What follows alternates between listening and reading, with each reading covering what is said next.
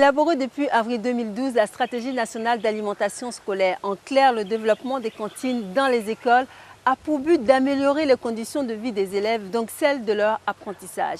Bien nourris, les enfants améliorent leur performance à l'école. C'est un vaste programme qui a l'autre avantage d'impliquer les communautés locales dans la fourniture des denrées alimentaires et d'augmenter la production agricole. La direction des cantines scolaires du ministère de l'Éducation nationale s'implique auprès des acteurs pour faciliter l'adoption des bonnes pratiques alimentaires. Regardez ce qui est fait sur le terrain. La Côte d'Ivoire s'est résolument engagée dans une politique volontariste d'appropriation des programmes des cantines scolaires à la faveur du retrait progressif du Programme alimentaire mondial PAM amorcé en 2011. Il s'agit sans détour de mener des stratégies tous azimuts visant à pérenniser les cantines scolaires et offrir un repas chaud aux élèves des écoles primaires publiques tout en améliorant les indicateurs éducatifs de notre pays. Dans cette perspective, les nombreuses sensibilisations menées par la direction des cantines scolaires ont permis d'avoir l'adhésion des communautés. Certaines ont quasiment réussi et leur expérience mérite d'être partagée. Cependant, les stratégies de pérennisation en zone rurale diffèrent de celles initiées en zone urbaine à cause surtout du manque de terres cultivables.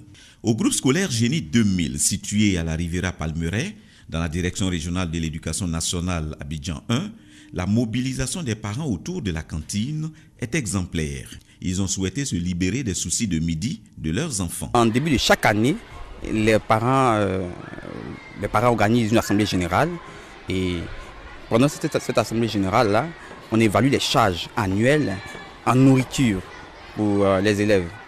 Et après ces répartitions-là, nous fixons un taux, un tarif mensuel qui sera attribué à chaque parent. Certains parents, au grand cœur, participent en envoyant quelques denrées alimentaires. Les efforts constants des parents à préserver la cantine incitent les enseignants à donner le meilleur d'eux-mêmes dans l'encadrement des rationnaires. Et ce sont les élèves qui en tirent le maximum de profit.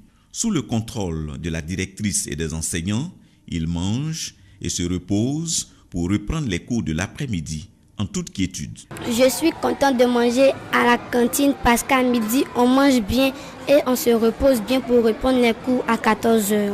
Avec ou sans les vivres de l'État, le groupe scolaire Génie 2000 assure sans interruption le fonctionnement de la cantine toute l'année scolaire. C'est le même constat à l'EPP au Bas-Hélène à Cocody. Dans cette école, où la pérennisation est un acquis, en plus de la mobilisation des fonds par les parents d'élèves, il a été initié une journée cantine dans le but de mobiliser tout ce qui est de nature à faire fonctionner la cantine. Pendant les journées cantines, les parents viennent avec des vivres pour appuyer, pour aider. Voilà, pour aider l'école à nourrir les enfants. Ici, la cantine n'est pas seulement laissée à la gérante ou bien à la directrice. Tout le monde s'implique. Quand il est l'heure, tous les enseignants, comme un seul homme, tout le monde sort et puis on s'occupe des enfants.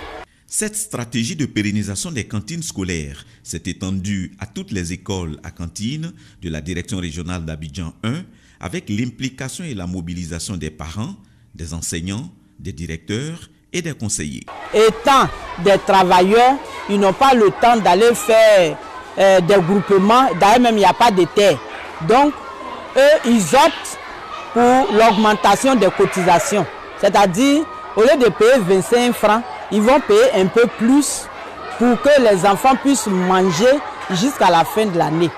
Et depuis lors, toutes les cantines de Cocody 1 fonctionnent depuis la rentrée jusqu'à la fin de l'année scolaire.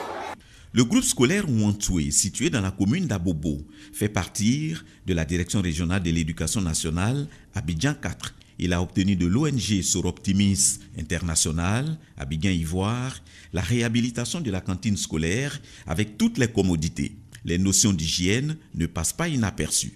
Le lavage des mains fait l'objet d'un contrôle systématique des enseignants. Tous ces atouts obligent les parents d'élèves à s'investir efficacement dans la pérennisation des cantines scolaires. Nous nous avons entendu avec le COGEX pour inviter les parents à une réunion afin de pérenniser cette cantine.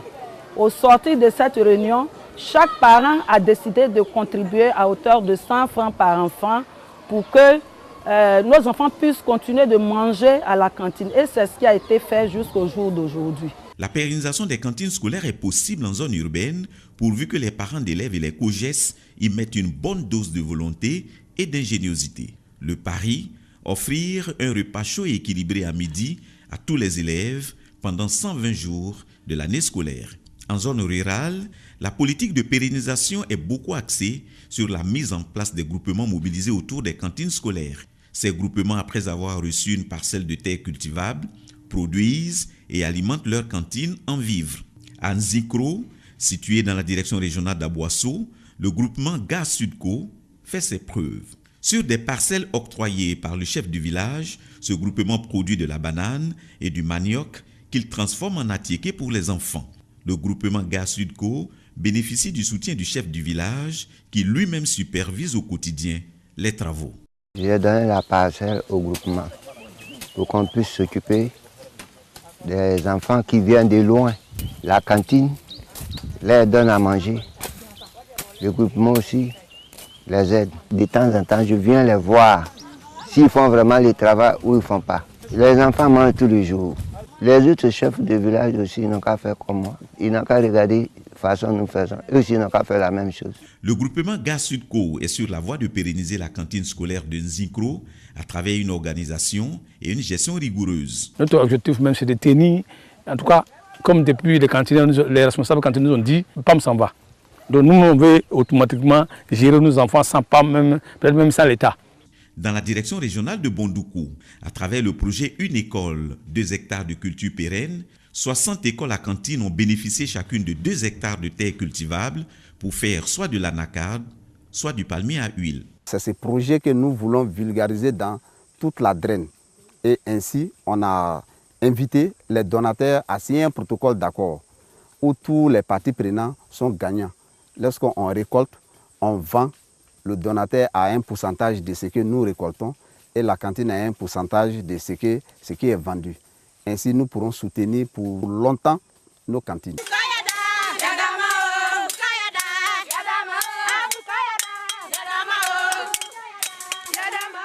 À Gbangbo, des hommes et des femmes, regroupés au sein de la coopérative Témitran, dans un esprit convivial, travaillent sans relâche à jouer leur partition dans l'alimentation scolaire. Ils battent en brèche les mauvaises herbes et en ressortent avec le manioc, le maïs et l'igname pour ravitailler la cantine. Nous sommes 135, 4 garçons, 131 femmes. Nous produisons du manioc, maïs et de l'igname. Quand on produit, on partage, on donne une partie à la cantine et l'autre partie pour nous. Cette année, on a donné 41 jours à la cantine.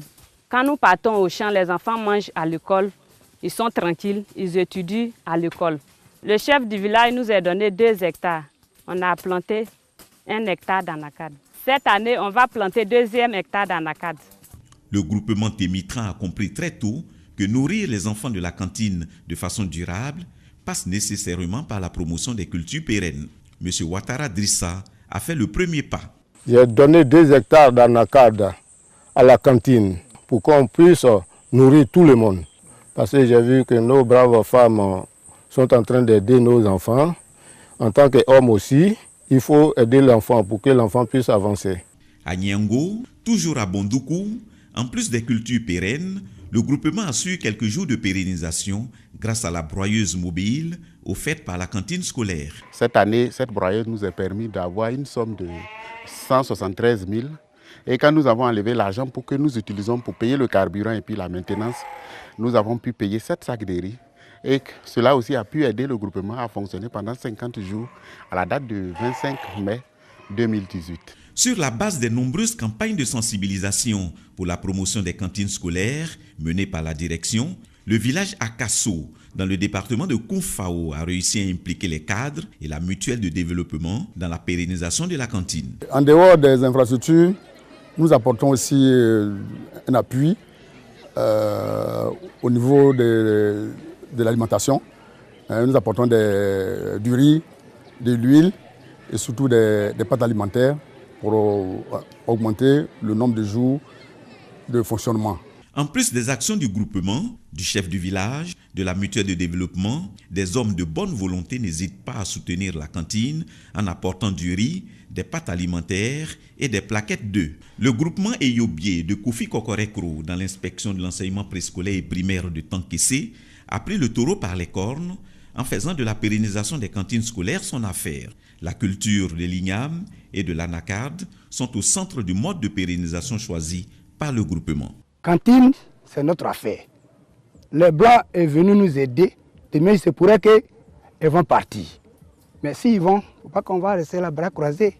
Il faut que nous-mêmes, on prend le relais des Blancs pour qu'ils puissent nourrir nos enfants. Donc la cantine, ce n'est pas pour les Blancs, c'est pour nous-mêmes.